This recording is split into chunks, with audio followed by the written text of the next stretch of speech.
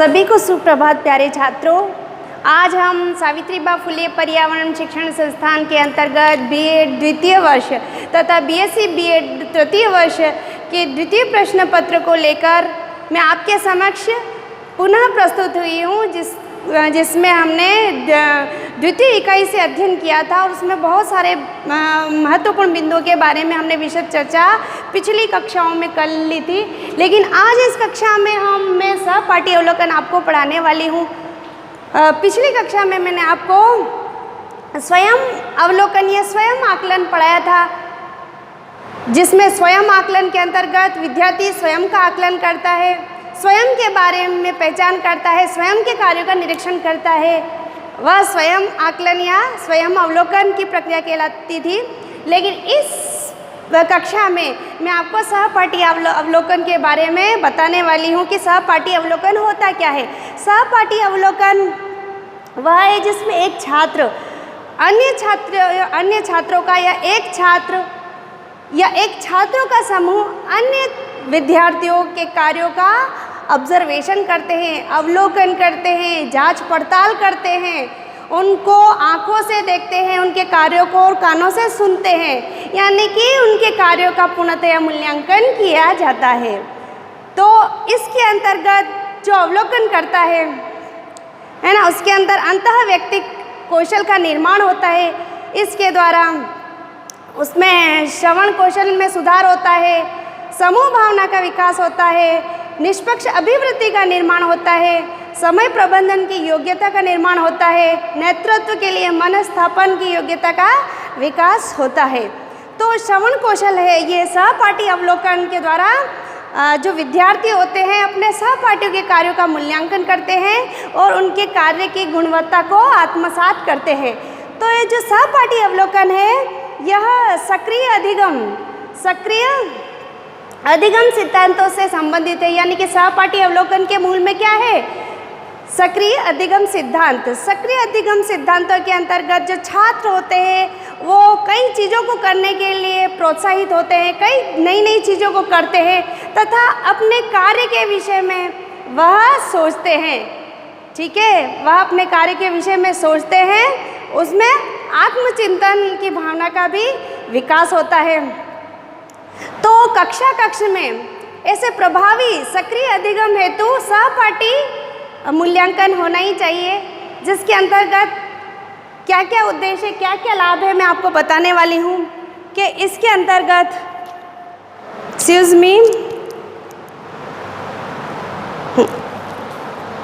इसके अंतर्गत क्या क्या उद्देश्यों का निर्माण हो रहा है।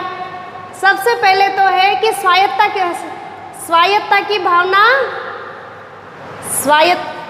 की भावना का विकास होता है।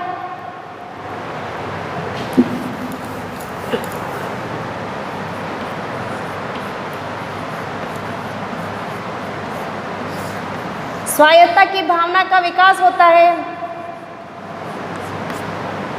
दूसरा है जो छात्र होते हैं उनके विश्वास के स्तर को बढ़ाया जाता है। विश्वास स्तर को बढ़ाया जाता है।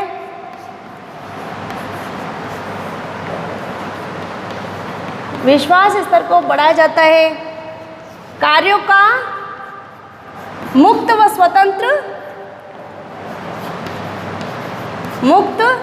स्वतंत्र अवलोकन होता है, अंकन होता है।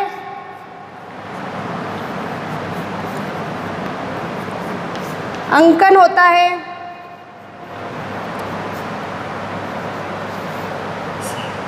और फिर सहयोग की भावना का विकास होता है। पृष्ठपोषण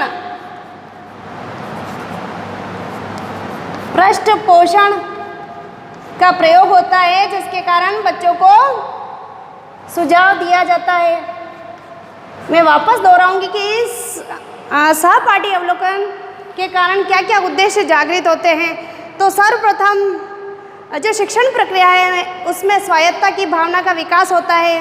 दूसरा होता है कि शिक्षक अगर छात्रों के कार्यों का अवलोकन कर रहे हैं या जो छात्र हैं वो अपने सहपाठियों के कार्यों का अवलोकन कर रहे हैं, तो उस जो छात्र परफॉर्मेंस दे रहा है, जो छात्र कार्य कर रहा है, तो उसके अंदर विश्वास के स्तर को बढ़ाया जाता है।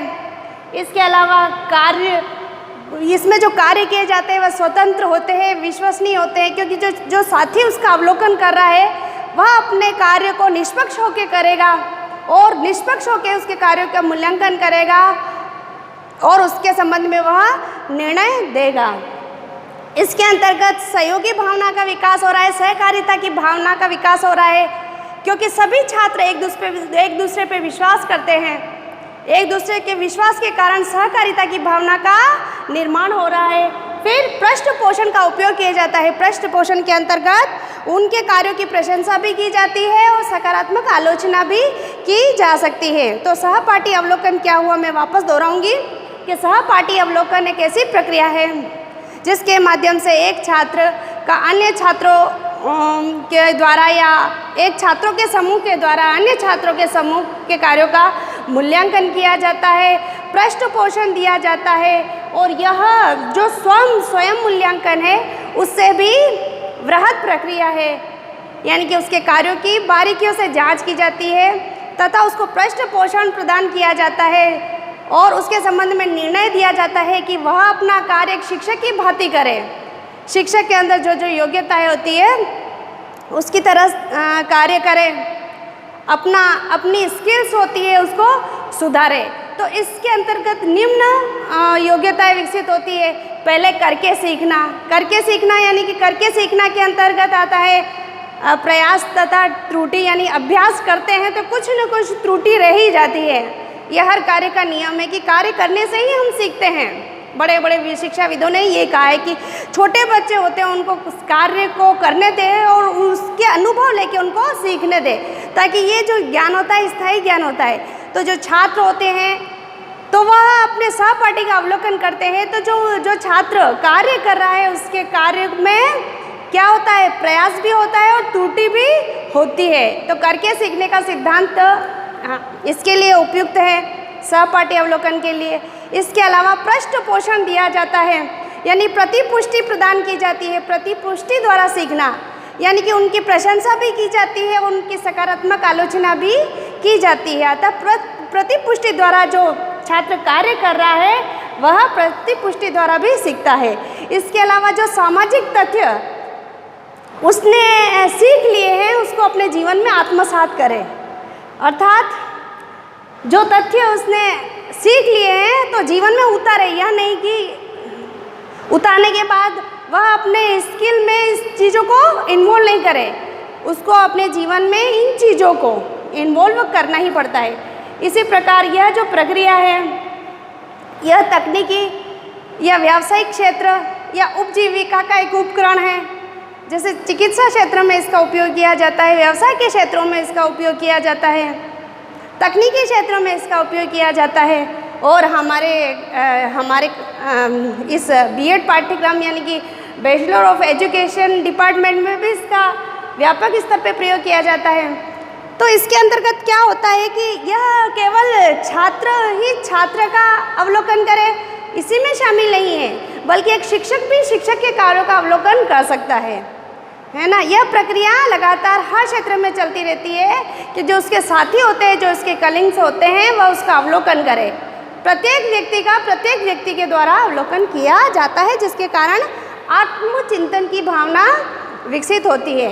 तो शिक्षण के क्षेत्र में एक शिक्षक द्वारा इसका जब उपयोग किया जाता है तो एक जो अनुभवी शिक्षक होता है, तो जो नए शिक्षक होते हैं अनुभवी शिक्षक का कार्य का देखते हैं कि वह किस प्रकार पढ़ाते हैं, वह क्या करते हैं, किस बात का उपयोग करते हैं, जिसके कारण उनकी जो कक्षा है जो समय पर आधारित है तो वह उपयोगी होती है। कक्षा के सभी छात्र प्रभावी रूप से अधिगम कर पाते हैं। तो क्या तरीके हैं, वह क्या रणनीति अपनाता है जिसके कारण उसकी कक्षा सक्रिय तथा प्रभावी अधिगम से पूर्ण होती है। तो जो नए शिक्षक होते हैं वह अपने अनुभवी शिक्षक को क्या करता है, मूल्यांकन करता है, यानी शिक्षक के द्वारा शिक्षक अवलोकन।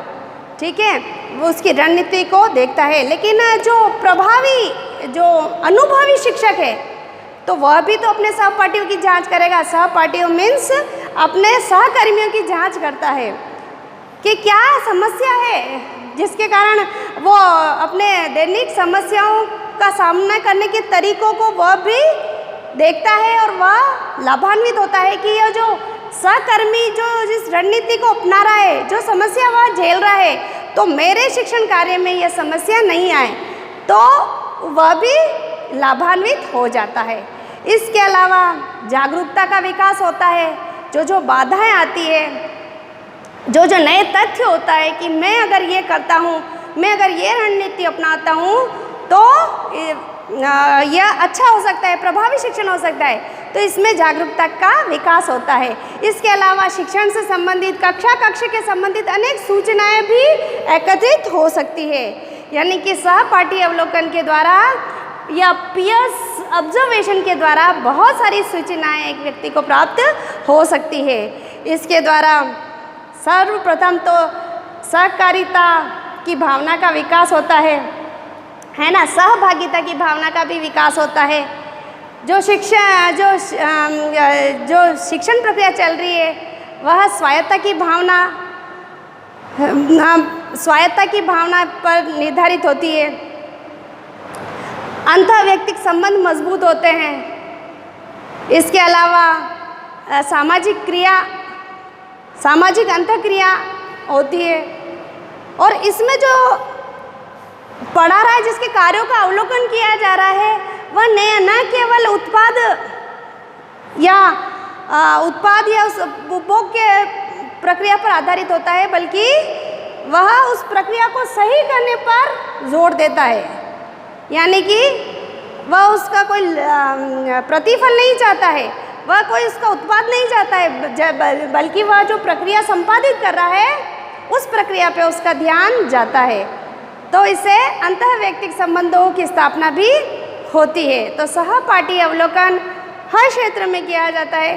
बीएड पाठ्यक्रम के अंतर्गत हम माइक्रो टीचिंग पाठ योजना को जब संचालित करते हैं, तो एक छात्राध्यापक के द्वारा विभिन्न छात्राध्यापकों का समूह उसके कार्यों का ऑब्जर्वेशन करते हैं। उसने क्या क्या रणनीति अपनाई है, उसकी क्या क्या कमजोरियां हैं, उसकी क्या क्या योग्यता है, क्या वह अंतःक्रिया कर पा रहा है या नहीं कर पा रहा है, क्या वह उचित सामग्री का उपयोग करके प्रभावी शिक्षण अधिगम करवा पा रहा है, नहीं करवा पा रहा है। तो इन बारीकियों की वह जांच करता है।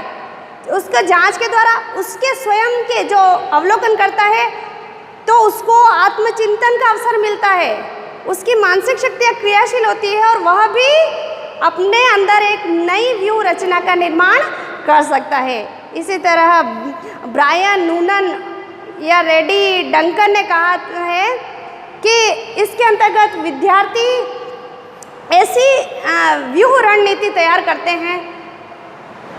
अगर छात्रों को बोला जाए कि वह अवलोकन करे, तो वह तभी जाकर अवलोकन करते हैं जब वह एक दूसरे के सहयोगात्मक प्रयोजन तथा अधिगम गतिविधियों का जांच करें। उसके अंतर्गत जो बालक हैं या छात्र हैं, वो एक दूसरे की जांच करते हैं, और यह प्रक्रिया तभी संपादित होती है जब सहयोगात्मक प्रयोजना तथा अधिगम गतिविधियां संपादित की जाती है। तो वो बारीकियों से जांच करते हैं और इस व्यू रचना में भाग लेते हैं। इस व्यू रचना में कोई एक बालक ही भाग नहीं लेता है, बल्कि सभी विद्यार्थी या छात्र मिलकर उस व्यू रचना में भाग लेते हैं तथा एक दूसरे के लिए अपना पृष्ठ पोषण या प्रतिपुष्टि प्रदान करते हैं। तो यह एक सहयोगात्मक प्रक्रिया है, विश्वसनीय प्रतिक्रिया है। इसमें जो अवलोकन कर रहा है, तो उसमें भी क्या भावना रहती है कि मैं जो कार्य कर रहा हूँ, मेरा कार्य है सहपाठी अवलोकन की प्रायोजना का मूल्यांकन करना। तो वो निष्पक्ष होके अपनी गतिविधि को संचालित करता है। निष्पक्ष होके वह अपने दोस्तों के कार्यों की जांच करता है, मूल्यांकन करता है। तो वह इस उद्देश्य के लिए क्या करता है कि मुझे निष्पक्ष होकर ही उसको प्रतिपुष्टि या पृष्ठ पोषण प्रदान करना है, उसके संबंध में निर्णय देना है। तो वो स्वयं क्या हो जाएगा, निष्पक्ष होकर उसकी जांच करेगा, यानी कि स्वयं भी उसकी कमियों, उसकी जो जिसका अवलोकन कर रहा है उसकी कमियों, उसकी योग्यताओं को स्वयं भी अपने जीवन में उतारेगा। इससे क्या होगा कि उसके आत्मचिंतन का विकास होगा तथा उसके कार्यों की गुणवत्ता का अंकन वह नाप सकेगा। तो सहपाठी अवलोकन है, यह शिक्षा के क्षेत्र में बहुत ही उपयोगी है। इसके कारण विभिन्न कौशलों को एक बच्चों को सिखाया जाता है, उनकी दक्षताओं को सिखाया जाता है और इसको आगे विकसित करने के लिए भी प्रयास किया जाता है। तो हर क्षेत्र में इस सहपाठी अवलोकन या पीयर्स ऑब्जर्वेशन का उपयोग होता है। तो आज हम यहीं तक, जल्दी ही मिलेंगे। धन्यवाद।